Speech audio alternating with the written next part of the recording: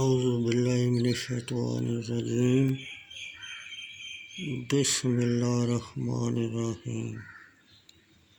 بخاری شریف جلد سوم۔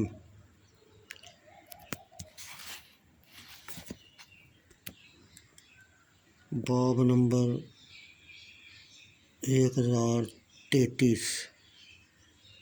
نبی اکرم صلی اللہ علیہ وسلم کا فرمان: قیامت قائم نہ ہوگی یہاں تک کہ دو جماعتیں باہم لڑیں گی، اور ان دونوں جماعتوں کا دعویٰ ایک ہی ہوگا۔ بخاری شریف جلد سوم، حدیث نمبر 1825۔ علی بن عبداللہ مدینی نے کہا، ہم سے سفیان بن عینیہ نے بیان کیا، انہوں نے کہا، ہم سے ابو زناد عبداللہ بن ذکوان نے حراج عبدالرحمن بن ہرمز سے،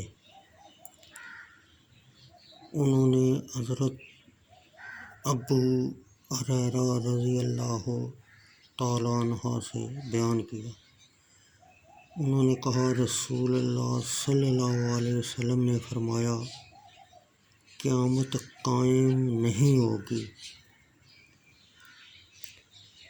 یہاں تک کہ دو جماعتیں باہم لڑیں گی، اور دونوں جماعتوں کا دعویٰ ایک ہی ہوگا۔ ان میں سے ایک جماعت حضرت علی رضی اللہ تعالیٰ عنہ کی، اور دوسری جماعت حضرت امیر معاویہ رضی اللہ تعالیٰ عنہ کی ہے۔ ان دونوں کا اپنے اجتہاد کے مطابق دعویٰ یہی ہوگا کہ ان میں سے ہر ایک حق پر ہے، اور اس کا صحابی باطل پر ہے، اور راجح قول یہ ہے کہ دونوں کا دعویٰ اسلام ہوگا۔